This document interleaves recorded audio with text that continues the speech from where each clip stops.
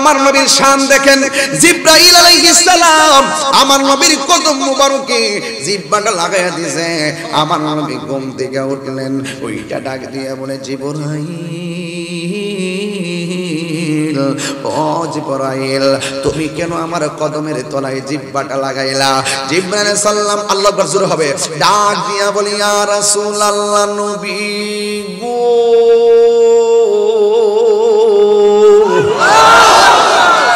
মায়ার নবীজি, আমি কেন জিহ্বা লাগাইছি গো আপনার কদম মুবারকের তলায়? আমি আয়েশা দিকে আপনি নবী ঘুমাইতেছেন, আমি ডান দিকে গেলাম ডাক দিতাম যদি আপনি কষ্ট পান, বাম দিকে গেলাম ডাক দিতাম যদি আপনি কষ্ট পান, কিন্তু আমি এমনিতে জিহ্বাটা লাগাই না। আমি তো ভাবতেছি জিহ্বা লাগাইলো আপনি কষ্ট পাবেন, জিহ্বাটা আপনার কদমে লাগাইবার জন্য আমাকে আমার আল্লাহ অর্ডার করেছে। এবার আমার নবী ডাক দিয়া কয়, জিবরাইল, ও জিবরাইল, তুমি কেন আমার কাছে এত রাতে এসেছো? জিবরাইল আলাইহিস সালাম বলে, ইয়া রাসূলুল্লাহ, ইয়া হাবিবাল্লাহ, আমি আসি না, আমার আল্লাহ পাঠাইছে। আল্লাহ বলেছে এই জান্নাতের জামাগুলো আপনি নবীরে পরাইয়া আল্লাহর বাড়িতে আল্লাহর দিদারে নেওয়ার জন্য। একটা কথা খেয়াল করেন বাকর উপরের বাবারা, কেন তাহিরি নবী নবী করে, কেন আমার ভাই মাহবুব খান সাহেব নবী নবী করে, মাওলানা এমদাদুর রহমান চৌধুরী কেন নবী নবী করে? একটা মাত্র কারণ, আমার নবী আপনার নবী রাহমাতুল লিল আলামিন। কেন কেন কেন আমার নবীজিকে কেন আমরা এত ভালোবাসি? ও বাকুরপুরের বাবা গো, আল্লাহর কাছে জিবরাইল কই, নবী গো, আল্লাহ আমারে পাঠাইছে আপনাকে আল্লাহর বাড়িতে দিদার নেওয়ার জন্য। এই কথাটা অনেক আনন্দের একটা কথা। এত আনন্দের সংবাদ শুই না আমার নবী নয়নের ঝোলে বুক বাসাইতে শুরু করলেন। জিবরাইল আলাইহিস সালাম বলে, ইয়া রাসূলুল্লাহ, নবী গো, ও মায়ার নবীজি, কত নবী আমার আল্লাহর দেখার জন্য দরখাস্ত করেছে, আপনি নবী দরখাস্ত করেন নাই। আল্লাহ মহব্বতে আপনাকে আল্লাহর দিদার নেওয়ার জন্য আমাকে পাঠাইছেন, কিন্তু আপনি নবী কেন চোখের পানি ফেলে ফেলে কাঁদতেছেন? আমার নবী ডাক দিয়ে কি, হ্যাঁ জিবরাইল, আমি কালিমুল্লাহ নয়, আমি নবী হইলাম হাবিবুল্লাহ। জিবরাইল রে, আমি যদি আল্লাহর দিদারে যাব, জমিনের গুনাহগার উম্মত আমি কোথায় রেখে যাব, কোথায় রেখে যাব, কোথায় রেখে যাব? আল্লাহর হাবিব উম্মতের জন্য চোখের পানি ফেলায়া কান্না শুরু করছে গো। দেখেন দেখেন খেলাটা কত চমৎকার। আল্লাহ ডাক দিয়ে, আজ জিবরাইল আমার বন্ধুরে বলে দেয়, আমার বন্ধুরা আমি যতক্ষণ পর্যন্ত আমার দিদারে রাখবো ততদিন পর্যন্ত আমার বন্ধু নবীর উম্মতির আমলনামায় একটা গুনাহ লেখা হবে না। সব স্তব্ধ হয়ে গেছে। ওই নবী রাহমাতুল লিল আলামিন গায়ের মধ্যে জামা মোবারক লাগাইলো। জামা মোবারকটা কত সুন্দর, নিউ মার্কেটে একটা জামা গায়ে লাগাইছি, কত ভালো লাগতেছে। মাথার মধ্যে একটা পাগড়ি লাগাইছি, কত ভালো লাগতেছে। এই আমার ডিআইবি দাওয়াতি মানে বাংলাদেশের এই সিনারিটা লাগাইলাম, কত শান্তি লাগতেছে। মনে হইছে যেন অনেক সুন্দর একটা জিনিস। অথচ আমার নবীর এই যে জামাটা পাঠাইছে, এটা সানমুন টেইলার দিয়া বানায় নাই, সুপার মার্কেটের টেইলার দিয়া বানাই নাই। এই জামাটা স্বয়ং আল্লাহ রাব্বুল আলামিন বানাইছে। না জানি কি কালারটা দিছে, না জানি আমার নবীর বডির মাপ মুবারকটা কত সুন্দর করে দিছে। বন্ধুর জন্য আমার আল্লাহ এই জামা মুবারকটা পাঠাইয়া দিছে। বন্ধুরে, আপনি যে মোদি মদিনায় গেছেন, নবীর লাঠি মোবারকটা দেখছেন, আপনি যে মদিনায় গেছেন যাইয়া দেখবেন মিউজিয়াম আছে, এখানে নবীর পাগড়ি মোবারক আছে, লাঠি মোবারক আছে, আপনার নালাইন শরীফ মোবারক, কদম মোবারকের জুতো মোবারক আছে, সব আছে, চুল মোবারক আছে, দাড়ি মোবারক আছে। আমি তাহিরি কিন্তু নবীর দাড়ি মোবারক নিজের চোখে দেখেছি, আমি নিজের চোখে নবীর দাড়ি মোবারক দেখেছি। উযু কইরা সবাই লাইন ধইরা দাঁড়াইছি, লাইন ধইরা দাঁড়াইয়া নবীর চুল মোবারক দাড়ি মোবারক দেখার জন্য দুরূদ শরীফ পইরা পইরা চোখের পানি ফালাইয়া ফালাইয়া যাইতেছি, নবীর দাড়ি মোবারকটা আমি দেখব। ও বন্ধু, সবাই বলছে নবীর দাড়ি মোবারকটা কুকরানো এমন ভাবে পড়ে আছে, আমরা যেই মাত্র দুরুদের কাফেলা দেইকা লাইন ধইরা যাইতেছি, আল্লাহর কসম করে বলি কোরআন থাকলে কোরআন ধইরা বলতাম নবীর চুল মোবারক এমন ভাবে বাঁকা, যখন দুরূদ শরীফ পড়া পড়ে আশেকরা দেখতে যাইতেছে আমার নবীর চুল মোবারক কেমন ভাবে দাঁড়িয়ে যায়। আর জোরে জোরে কোন আল্লাহু আকবার। আমি বলছি আশেক হইতিবা, আশেক আশেক হইতিবা। আমি যখন উমরায় গেছি, খানায় কাবার পাথরে চুমা দেওয়ার জন্য কত ধাক্কা ধাক্কি করছি, কত চালাকি করছি, সকালে গেছি, দুপুরে গেছি, রাত্রে গেছি, কিন্তু ফিলিপাইনের আর ইন্দোনেশিয়ার মানুষের কারণে, মোটা মোটা মানুষের কারণে আমি ঢুকতাম পারি না। যতই ঢুকতাম যাই একটা ধাক্কা মাইরা অনেক দূরে ঘুরাইয়া নিয়ে ফালাইয়া দেয়। আবার এক চাপা তো আমি সহ্য করতে পারি না, দৌড়াই অভ্যাস নাই। মনে মনে ভাবলাম চিপার মধ্যে পইরা গেলে না জানি কোনো অ্যাক্সিডেন্ট হইয়া যায়, এই কথা বলা আসলে ঠিক না। এরপর আমি আবেগ নিয়ে বইলা ফলাইতেছি, আমি অনেক চেষ্টা করলাম, আমি পারি নাই। কিন্তু হঠাৎ কইরা আমি যখন উমরা থেকে বাড়িতে আসলাম, আইসা 2 দিন পরে আমি স্বপ্নে দেখলাম খানে কাবার কোনার মধ্যে পাথরটা নাই। আমি পুলিশে জিগাইলাম, ভাই রে এই পাথরটা কই? কই সাফা মারোয়ার পাশে পাথরটা সরায়া নেওয়া হয়েছে। আমি জিগাইলাম কেন? কই পাথরটারে গ্লাস করে আছে। আমিও সেই জায়গায় গেলাম, যাইয়া দেখি খানে কাবার পাথরটা সাফা পাহাড়ের কাছে এইভাবে গ্লাসিং করে রাখছে। আমি তখন পুলিশে জিগাইলাম, ভাইরে এই পাথরটা এখান থেকে তুলে এনে কেন এই জায়গায় রাখা হয়েছে? তখন পুলিশ আমার আমি স্বপ্নে দেখতেছি, ডাক দিয়ে আমার বলতেছে আজকে রাতের বেলায় আমার নবী আসবে এই পাথর মধ্যে চুমা দেওয়ার জন্য। তখন আমি বলছি যখন রাসূল আসবেন তখন আমারে বলবেন, আমিও যেন চুমাটা দেওয়ার সুযোগ পাই। জ্বালা জোড়ায় না, হাসির খোরাক দিচ্ছি না, হৃদয় দিকে বলছি, জ্বালা জোর ওর ভিতরে লাই গাছে আগুন, ভিতরে লাই গাছে আগুন, পানি দিলে নিভে না জ্বালা জোড়ায় না রে, জ্বালা জোড়ায় না, জ্বালা জোড়ায় না। নিয়ত করে ফেলেছি রমজানে যামুগা, নিয়ত করে ফেলেছি রমজানে যামুগা। কত সুন্দর, হাই রে কত সুন্দর আমার নবীর রওজা মুবারক। ও বাখরপুরের বাবা, জবানটা খুলে বলো ইয়া রাসূলুল্লাহ।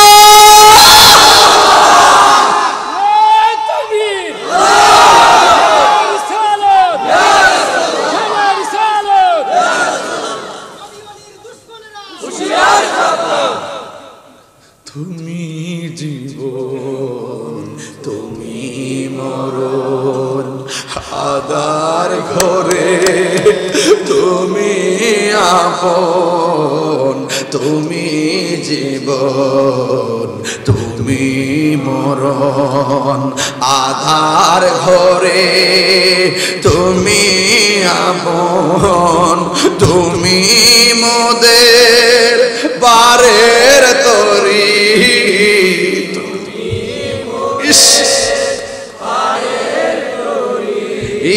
তুমি নিদান তোরানে ওয়ালা ইয়া রাসূলুল্লাহ ইয়া হাবিবাল্লাহ ইয়া রাসূলুল্লাহ ইয়া হাবিবাল্লাহ ইয়া রাসূলাল্লাহ তুমি মোদের আশার আলো তাই তো তোমায় বাসি ভালো তুমি মোদের আশার আলো তাই তো তোমায় বাসি ভালো হৃদয় নামের ফোন দানিতে হৃদয় নামের গেতে রেখেছি প্রেমের মালা ইয়া রাসূল যুবকরা পাগল হয়ে যাও ইয়া রাসূলুল্লাহ ইয়া হাবিবাল্লাহ ইয়া রাসূলুল্লাহ সুবহানাল্লাহ আলহামদুলিল্লাহ সুবহানাল্লাহ আলহামদুলিল্লাহ লা ইলাহা ইল্লাল্লাহ লা ইলাহা ইল্লাল্লাহ কত সুন্দর নবীর জামা মোবারক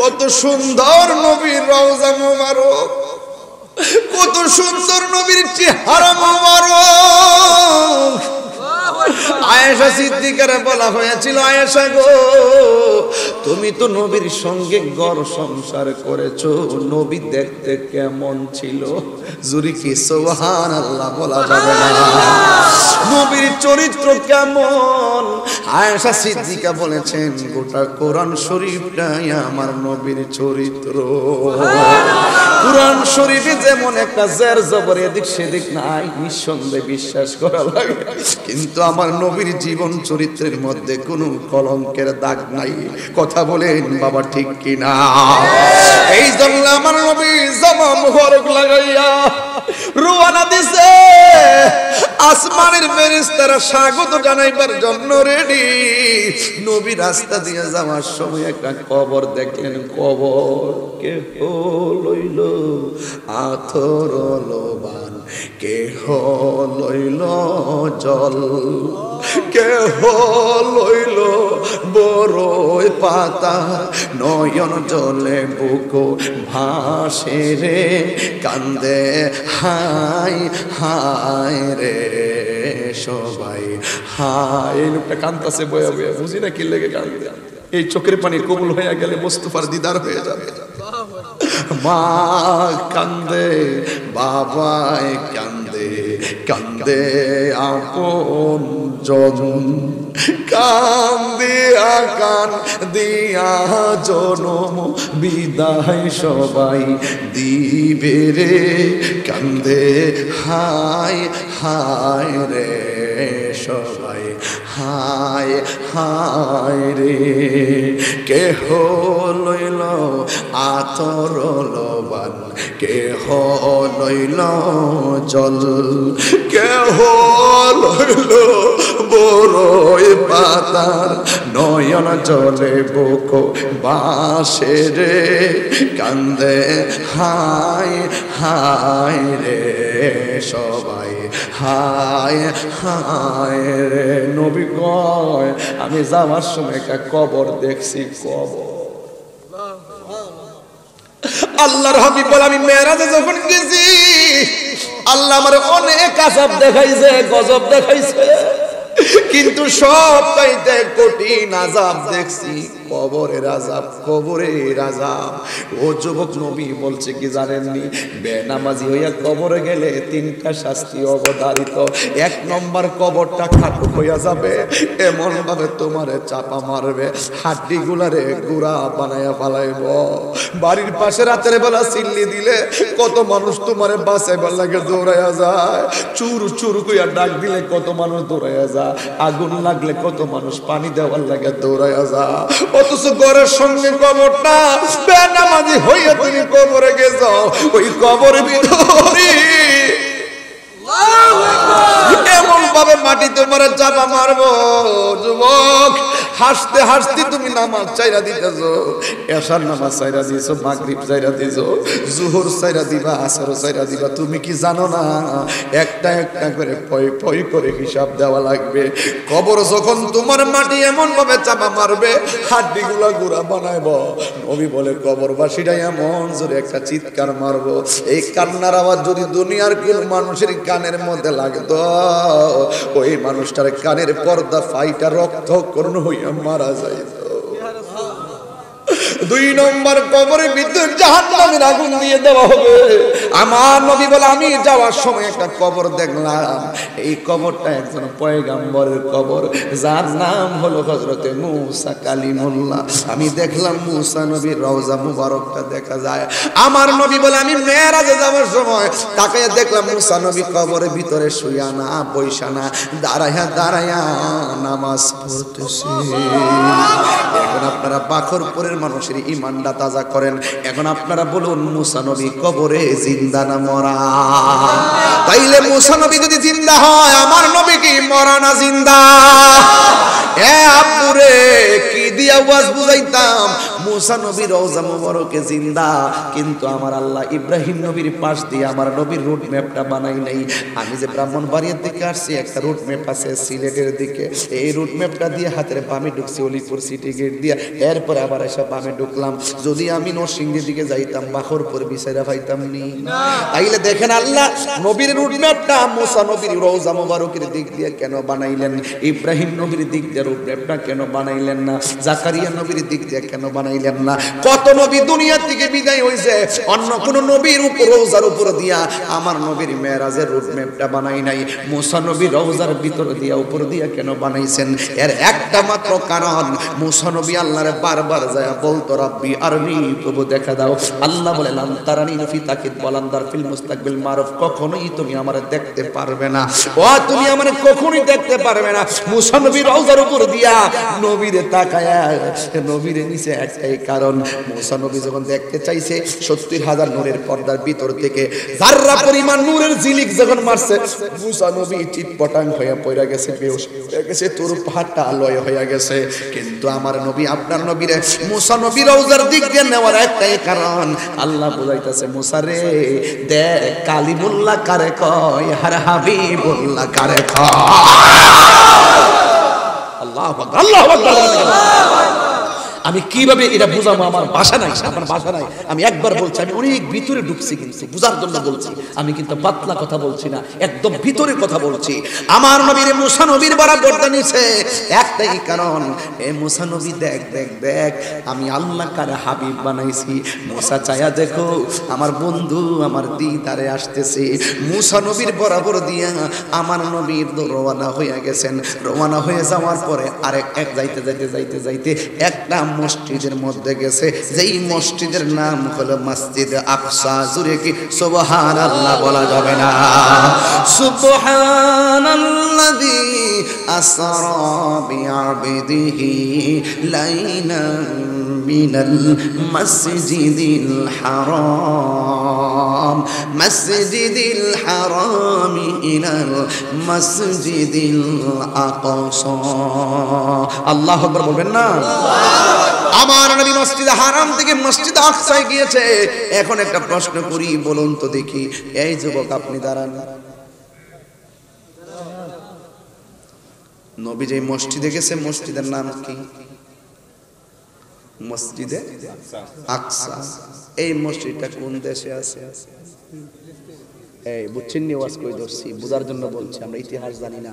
এই জন্য কিছু মৌলবীরা কইব ফিলিস্তিনে মারামারি হইতাছে, তোরা বাংলাদেশ থেকে সিলদাস কিনলি। এই সমস্ত সুবিধাবাদী মুনাফিকটিরে সাইজ করবার লাগে আমি ভিতরে এই 40টা মিনিট সিল্লাই এখানে আইছি। তাইলে বুঝতেন না, নাইলে বুঝতেন না আপনারা কেন আমাদের আকর্ষণ সেই দিকে। কে কথা কবে রাখ দুষ্ট দল। আল্লাহু আকবার বলেন না কেন?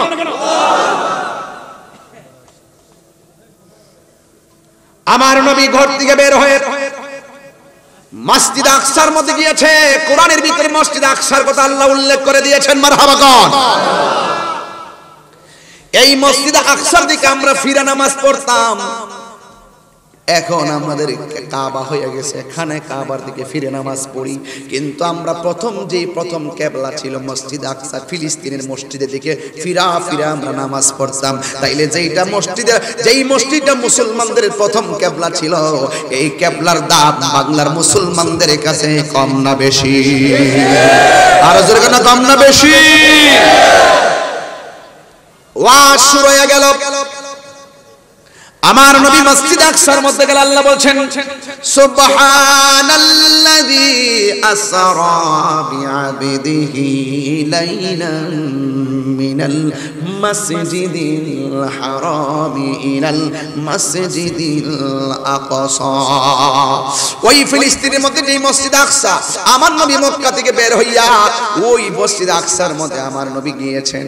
যাইয়া আমার নবী মেহরাবের মধ্যে দাঁড়াইছেন, দাঁড়াইয়া ওই মসজিদের মধ্যে আমার নবী 2 রাকাত নামাজ পড়েছেন।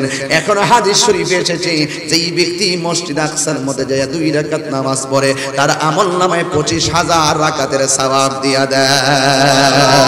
আর জবান খুলে কোন আল্লাহু আকবার কোন কেন?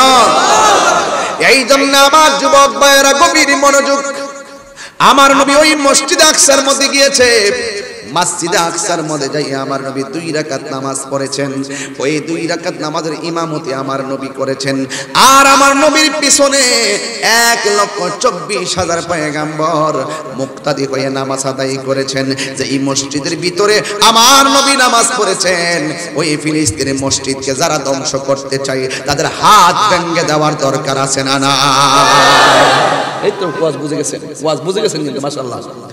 এই মসজিদটা হলো সেই মসজিদ, যেই মসজিদের পাথরগুলো দুনিয়ার কোন ইট বাটার পাথর থেকে নয়, দুনিয়ার সাধারণত নদীর তলদেশ থেকে নয়, এই পাথরগুলো সাগরের তলদেশ থেকে ওঠানো হয়েছে।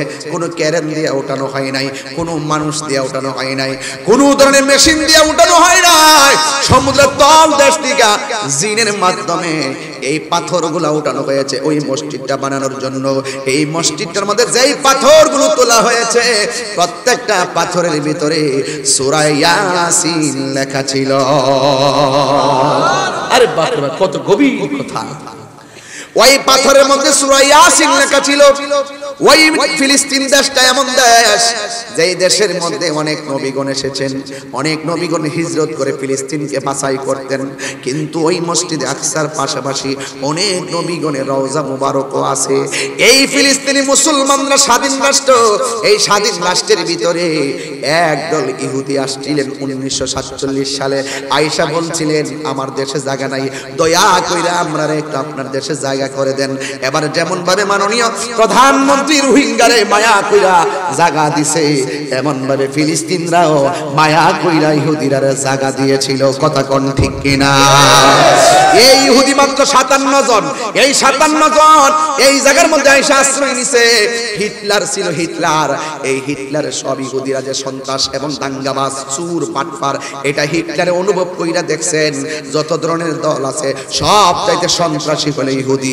এই জন্য হিটলারে কি করছে, সবগুলোর দাওয়াত করছে, একটা জায়গার মধ্যে আসছে, আয়েশা বোমা মাইরা সব ইহুদিরা রে বোমা মাইরা উড়াইয়া দিছে। আর বাকি যেইগুলা বেঁচে ছিল এরা ফিলিস্তিনে আয়েশা আশ্রয় নিয়েছিল। ওই হিটলার একদিন বলছিল, আমি সবাইরে মারছি কিসের জন্য? এই জন্য অনেকে আমার দোস্ত আছে, এমন একটা সময় আসবে আমি কেন মারছি আপনারা হারে হারে টের পাবেন। এখন বর্তমানে আমরা টের পাচ্ছি কিনা বলে? তারা কাউরে মানে না, কিন্তু তাদেরকে একদল নাস্তিকরা, একদল কাফের গোষ্ঠীরা তাদেরকে সুযোগ দেয় মুসলমানদের সঙ্গে লাগার জন্য। তারা বিভিন্নভাবে বিভিন্ন দেশ থেকে অস্ত্র নিয়ে মুসলমানদের এই ফিলিস্তিনটা দখল করতে করতে করতে করতে তেল আবিব আর গাজা, এই 2টা জায়গা ছাড়া যতটুকু জায়গা আছে মসজিদ আকসা পর্যন্ত মুসলমানদেরকে স্বাধীনভাবে রাষ্ট্র দখল করতে দেয় না। ওরা বলে কি জানেননি?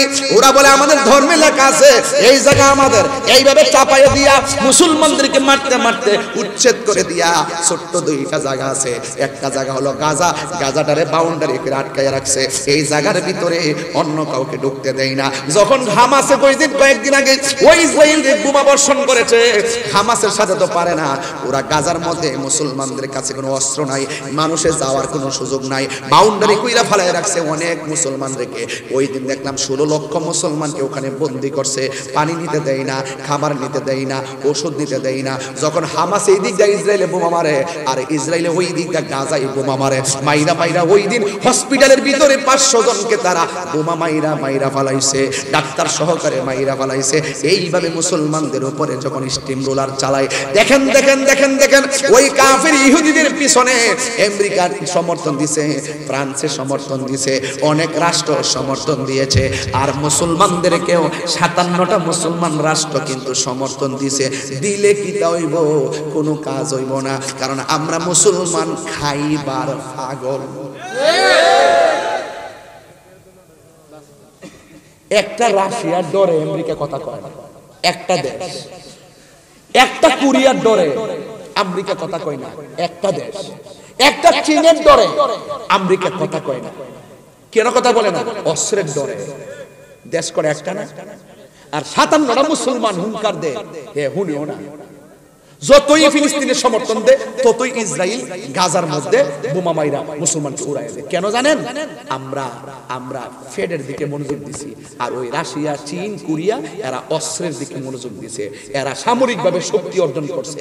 এই জন্য আমিও গতকাল চিটাগাং বইলা দিয়েছি যে মায়ানমার থেকে যে মাঝে মাঝে হেলিকপ্টার ওরা বাংলাদেশে মিস কল দেয়, আমি বলছিলাম যে প্রধানমন্ত্রীকে বলছিলাম যে আপনি একটা কাজ করেন, শুধুমাত্র আর্মি, বিজিবি, বিজিআর, নৌবাহিনী কেন ট্রেনিং দিলে, মাঝে মাঝে আমরা অস্ত্র দিয়া ট্রেনিং দেওয়া। জীবন দেওয়ার প্রশ্ন যখন আসবে, জিহাদের প্রশ্ন যখন আসবে, আমরা গিয়ে এই বাংলার জমিন থেকে গিয়ে সেই ফিলিস্তিনি মুসলমানদের পক্ষে দাঁড়িয়ে ইসরায়েলকে সবকিছুকে মিসাইল দিয়ে উড়িয়ে দিব।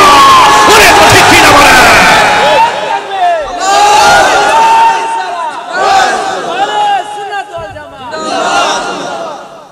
কথা কি সঠিক বলতেছি? আমি সঠিক বলতেছি?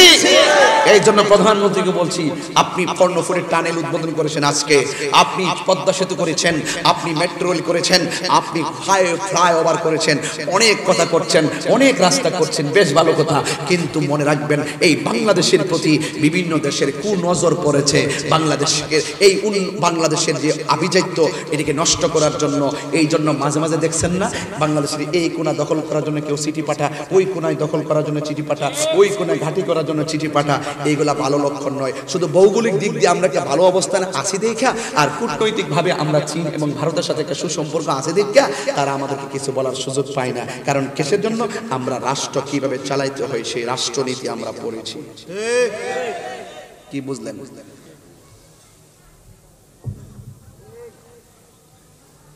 পরিষ্কার কথা। এই মুহূর্তে যদি একটা তালিকা করা হয়, বাখরপুরে 50 জন আফগানিস্তান যাইতে হবে, আপনারা 49 জনকে আমি সংগ্রহ করব, 1 নম্বর আমার নামটা দিব। আমরা যাইতে প্রস্তুত। রাতে ঘুমাইতাম পারি না ভাই। ছোট্ট বাচ্চা দেখছি গাজার মধ্যে নদীর পার বৈশা গাছ তুইলা গাছ কামড়ায় খাইতেছে। ঘাস লম্বা লম্বা গাছগুলো তুইলা মাটির সহকারে চাবায় খাইতেছে। ছোট্ট বাচ্চাটা বলতেছে, এ ইহুদিরা, তোরা আমরা বোমা মারস না, তোরা আমাদের মাথার উপর দিয়া মিসাইল দিয়া বাড়িঘর উড়াই দেস, তাই না? উড়াই দে, অসুবিধা নাই। তোদের মিসাইল তোদের মাথার উপর দিয়ে আমার মাথায় এসে পড়ে, কিন্তু মনে রেখিস আমার রব কিন্তু তোদের মাথার উপরে থাকে। এই কথার ওজন কি সাধারণ? এটা কি সাধারণ কথা? একটা ছেলে বলতেছে, তোরা আমাদেরকে মার, এই দুনিয়াতে বিচার দিব না, বিচার দেব একজনের কাছে, তিনি আরশে আজিমে থাকে। সুবহানাল্লাহ বলবেন না? খুব মনোযোগ ভাই। বাচ্চা মার বুকের মধ্যে রক্তাক্ত অবস্থায় পড়ে রয়েছে। একের পর এক বাচ্চাগুলা, কি সুন্দর বাচ্চাগুলো উড়াই ফেলতেছে। অথচ সকল দেশে যুদ্ধের নিয়ম নীতি আছে, যে কোনো ধর্মেরই হোক, ছোট বাচ্চাকে আঘাত করা যাবে না, মহিলাদেরকে আঘাত করা যাবে না, স্থাপনা ভাঙা যাবে না। এরা সকল নীতি ভেঙ্গে ওরা কোন শক্তিতে তারা এগুলা করে। এখন অনেকে বলে যে কি সমাধান করা যায়? সমাধান কোনো কিছু না, বাদাইম্মা ইহানতে ভাগ্যে যাবো ঠিক। স্বাধীন রাষ্ট্র ফিলিস্তিন এটাই থাকবে, ইহুদির জায়গা ফিলিস্তিন হবে না, কথা বলেন ঠিক কি না? এখন বলবেন হুজুর বাংলাদেশের সিলেলে কি হারা শুনে আপনি কি বুকার রাজ্যে বাস করেন? আপনারা কি বুতে কিলাইছে, আপনারা কি বুতে কিলাইছে আপনি বুঝেন না কেন? আবার শাহজালাল যে ইয়েমেন থেকে আসছে গৌর গোবিন্দের মোকাবেলায় তিনি কি মিসাইল নিয়ে আইছে না, রকেট নিয়ে আইছে? একবার আল্লাহু আকবার ডাক দিছে, গৌর গোবিন্দের বিল্ডিং ফাইটটা চুরমার হয়ে গেছে। আপনি কি বুঝেন না তাদের জন্য আমরা বাংলার জমিন থেকে রাত্র 12টা 11টার পরে 11:23 এই 11টার পরে যদি আমরা যদি চোখের পানি ফেলাইয়া যদি তাদের জন্য চোখের পানি ফেলাইয়া দোয়া করি, আপনি কি মনে করেন না এই চোখের পানি যদি আল্লাহ কবুল করে ফেলায় এই উসিলাই ইহুদিদের ইসরাইলের দুর্গ ভেঙে টুকরা টুকরা হয়ে যাবে? কথা বলেন ঠিক না বেঠে?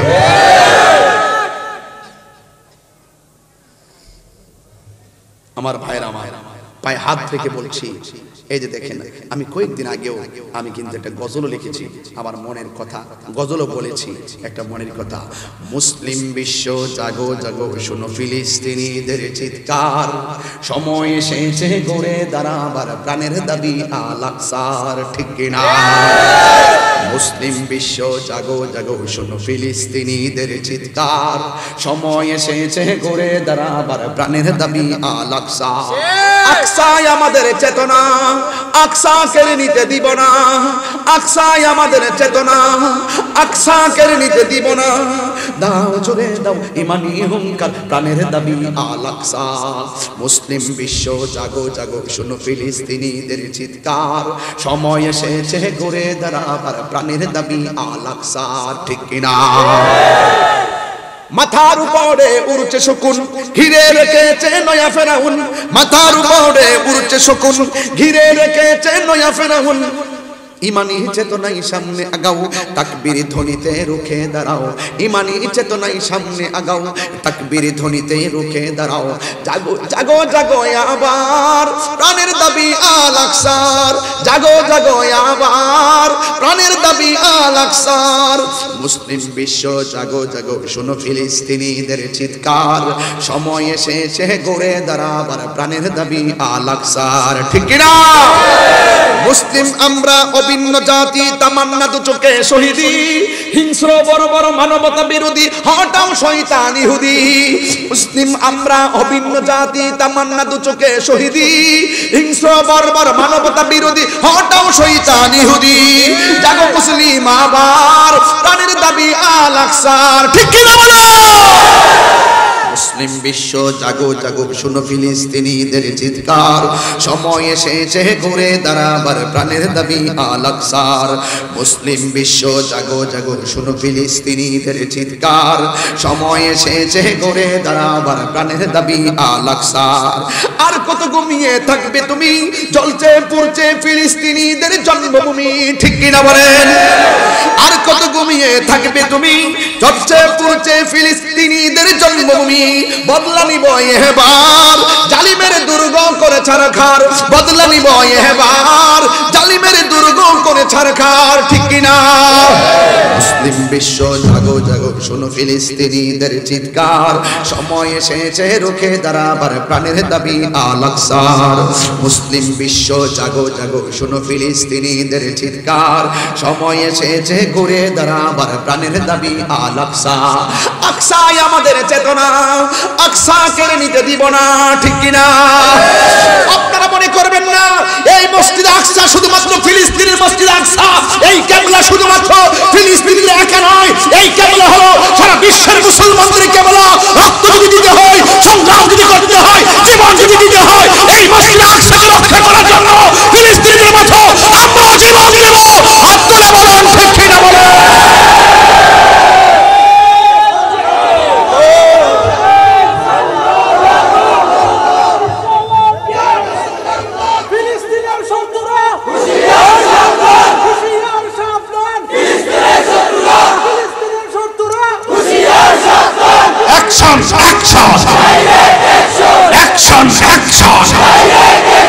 ইসরায়েলের বিরুদ্ধে বিশ্বের মুসলিম, বিশ্বের মুসলিম, বিশ্ব বিশ্বের মুসলিম অ্যাকশন অ্যাকশন ইসরায়েলের বিরুদ্ধে নারে তাকবীর। বসন ভাইয়ের আমাদের একটা চোখের পানি যদি কবুল হয়ে যায়, আজকে মেরাজকে সাক্ষী রেখে বলি, আজকে মেরাজকে সাক্ষী রেখে বলি, এই চোখের পানিতে আমাদের মসজিদকে, আল্লাহর ঘরকে আল্লাহই রক্ষা করবেন। কথা বলেন ঠিক কিনা? নারায়ে তাকবীর, নারায়ে তাকবীর, নারায়ে রিসালাত, নারায়ে রিসালাত, নারায়ে তাকবীর। আব্রাহার বাদশা খানায় কাবা ধ্বংস করতে আসছিল, আসমান থেকে আবাবিল পাখি দিয়ে তাদেরকে ধ্বংস করা হয়েছিল। ইহুদির গুন্ডারা শোন শোন, মুসলমানরা বীরের জাতি, মুসলমানরা কাপুরুষের জাতি নয়, মুসলমানরা ভরসা করে একজনের উপর, জোরে কোন তিনি কে? তবে ধৈর্য ধরতে হবে, হতাশ হওয়া যাবে না, নিরাশ হওয়া যাবে না, বিজয় আমাদের হবে। শর্ত হলো আমরা ইমানদার হতে হবে। কথা বলেন ঠিক কিনা? কি হতে হবে? ইমানদার হতে হবে। আমি যে মাইক নিয়ে দাঁড়িয়ে গেছি, আমার তো মনে হয় এই মুহূর্তে যদি ইসরায়েলে কোনো গুন্ডারা পাইতাম, স্টেন তুল্লা সাফার দাঁত সব পালায় অপমান করে। ঠিক ঠিক বলেন। আর আমার দেশে আমার কিছু আছে ইসরায়েলের খালাতো ভাই, এরা হইল গোমটা মৌলবী। এই গোমটা মৌলবী, গোমটার তলে ফুংটার বাসা। এই গুমটা মৌলবীরা কিতা কইছে জানেন? গত সপ্তাহ কইতাছে ফিলিস্তিনি ইস্যুতে বলতেছে মানুষ হত্যা করা আর অতি আবেগ নাকি বেশি ভালো না।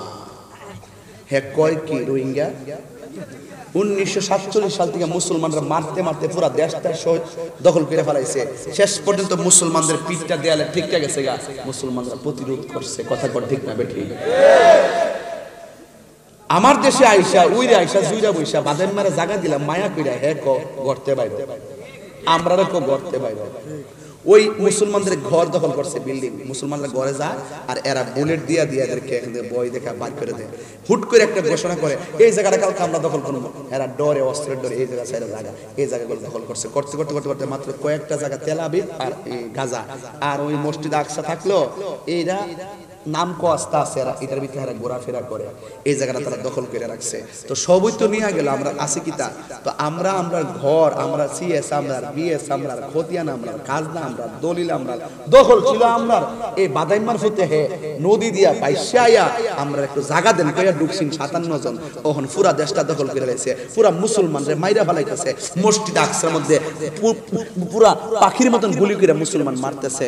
এই বাচ্চাগুলোর এইভাবে মারতেছে, হের শরীর জ্বলে না। হ্যাঁ মানুষ হত্যা করা পাপ, হেরা লোক সুর মিলা আর মিলাই তো না কি লেগিয়া, এরা তো চলতাছই ইহুদির টেহা দিয়া।